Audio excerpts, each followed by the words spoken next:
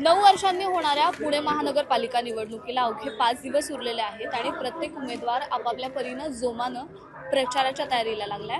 आता आपण आहोत प्रभाग क्रमांक 14 मध्ये आणि प्रभाग क्रमांक 14 मधून ड या कॅटेगरीमध्ये भाजपचे अधिकृत उमेदवार असलेले उमेश गायकवाड आपल्यासोबत आहेत। आपण त्यांच्याशी चर्चा करूया। प्रचार कसा सुरू आहे यासोबतच या प्रभागासाठीचं त्यांचं विजन कसं असेल, त्यांची काय काय विकास कामं येत्या काळामध्ये असतील आणि नागरिकांनी जर निवडून दिलं तर काय काय विकास कामं नागरिकांना अनुभवायला मिळतील हे जाणून घेऊया। तुमचं खूप खूप स्वागत। भाजपचे अधिकृत उमेदवार आहात तुम्ही या प्रभागातून, काय भावना आहेत? प्रचार कसा सुरू आहे? प्रतिसाद कसा मिळतोय? आम्ही गेले 2017ला ज्यावेळेस भारतीय जनता पार्टीकडून नगरसेवक म्हणून निवडून आलो त्यावेळेसपासून लोकांची सेवा करत आलोय। त्याचप्रमाणे मोठमोठे प्रकल्प जसा घोरपडीचा उड्डाण पूल 30-35 वर्ष जो लोकांनी प्रतीक्षा पाहिली आणि त्यातील रेल्वे गेट पुणे शहरासारख्या ठिकाणी 2-2 रेल्वे गेट या ठिकाणी होते आणि मला वाटतं भारतात कुठेही शहरात अशा प्रकारचे रेल्वे गेट नव्हते। तो भारतीय जनता पार्टीच्या माध्यमातून तो मार्गी लावला आणि त्याचं एका पुलाचं भूमिपूजन करून त्याचं उद्घाटनही आम्ही केलं आणि दुसऱ्याचंही उद्घाटन येणाऱ्या मार्च महिन्यात करणार आहे। त्याचप्रमाणे पाण्याची समस्या घोरपडी गावात मोठ्या प्रमाणात होती, म्हणून 24/7 जे भारतीय जनता पार्टीची एक त्या ठिकाणी भारतीय जनता पार्टीने एक स्कीम राबवली, त्यामध्ये 24 तास 7 दिवस पाणी अशा ह्याच्यात 45 लाख लिटरची एक टाकी आणि 25 लाख लिटरच्या 2 टाक्या या बीटी कवडे रोडला सिसिलिया सोसायटीच्या मागे बांधून तयार आहेत।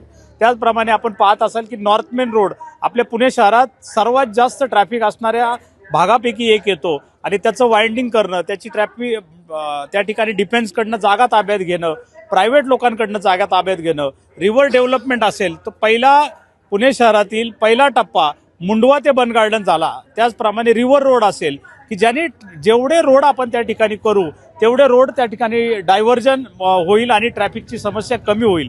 इथून पुढच्या काळात सुद्धा आम्हाला मुंडव्याच्या बाबतीत सांगायचं झालं तर जो भाग मुंडव्याचा जोडलेला आहे तो 52 साली पुणे महानगरपालिकेत आला, परंतु त्याच्यानंतर कसलाही विकास त्या मुंडव्या गावात झाला नाही।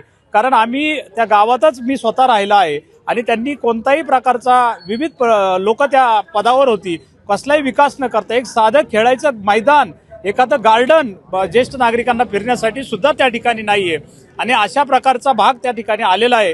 इथून पुढच्या काळात लोकांना ज्या बेसिक सुविधा आहेत त्याच्याबरोबरच ज्या लोकांना लागणाऱ्या सुविधा आहेत, गार्डन असेल, प्लेग्राऊंड असेल, सांस्कृतिक भवन असेल, त्या ठिकाणी जे जे आपल्याला करता येईल ते करण्याचा आमचा मानस आहे। आपण आता जिथे उभे आहोत भीमनगरमध्ये, या प्रभागामधली मला वाटतं सगळ्यात चॅलेंजिंग जागा जी आहे ती भीमनगरमध्ये आहे। इथे मोठा पाण्याचा प्रश्न लोक अनुभवत आहेत, कुठलीही सुनिश्चितता नाहीये पाण्यामध्ये, त्यासोबतच खराब पाणी देखील अनुभवत आहेत। यावरती काय विजन आहे तुमचं येत्या काळात? मी आत्ताच सांगितलं की आपण आता ज्या भागात उभा आहे भीमनगर त्या भागात अतिशय दाट लोकवस्तीचा भाग आहे आणि पाण्याचा प्रश्न बिकट आहे, परंतु त्या 3 टाक्या चालू झाल्यानंतर आणि 24/7ची जी पाईपलाईन पूर्ण आता टाकायचं काम चालू आहे, बऱ्यापैकी 80-90% ती काम पूर्ण झालेलं आहे आणि ते चालू झाल्यानंतर तर घरोघरी जो बेसिक महिलांना भेडसावणारा प्रश्न असतो पाण्याचा, तोही या भागातलाच नव्हे तर त्या परिसरातला 3 किलोमीटरचा पूर्ण त्या ठिकाणी प्रश्न सुटेल।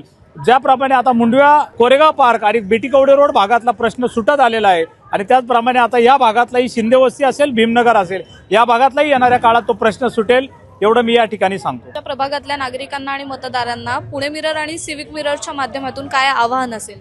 माझं एवढंच आव्हान आहे की भारतीय जनता पार्टीची केंद्रात सत्ता आहे, भारतीय जनता पार्टीची राज्यात सत्ता आहे, भारतीय जनता पार्टीची 2017 पासून 22 पर्यंत महानगरपालिकेत सत्ता होती आणि त्या काळात अनेक प्रकल्प भारतीय जनता पार्टीने केले। आपली स्वप्नवत असणारी आपण परदेशात जाऊन जी मेट्रो पाहिजो ती मेट्रो आज 52 किलोमीटरची मेट्रो त्या ठिकाणी पुणे शहरात चालू झालेली आहे। आपण पाहिलं तर हा विकास फक्त भारतीय जनता पार्टीच्या माध्यमातूनच होऊ शकतो।